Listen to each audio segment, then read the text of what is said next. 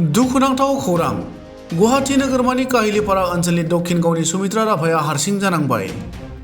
बिथांनि फिसाज्ला करुणा राभाया दिनै रुंसारि जानायाव बिथाङा हारसिं जानाङो। मख'जाथावदि थांनाय मे दाननि 16 खालाराव मोनसे रहस्य गोनां गारि जाब्रबथायाव रुंसारि जादोंमोन सुमित्रा राभानि फिसाजो एसआइ जुनमनि राभाया। फिसाजो सानैबो थैनायनि उनाव रान्दि आइजो सुमित्रा राभाया दिनैनिफ्राय हारसिं जानांबाय। एसआइ जुनमनि राभानि बिदा करुणा राभाखौ गुवाहाटी नोगोरमानि GMCHआव फाहामथाय होबाय थानाय समावनो दिनै रुंसारि जायो। बिथाङा एसआइ जुनमनि राभा रुंसारि जानायनि गोबां बोसोर सिगांनिफ्रायनो लिभारनि बेरामाव गोग्लैनानै फाहामथाय लाबोनांगौ जादोंमोन।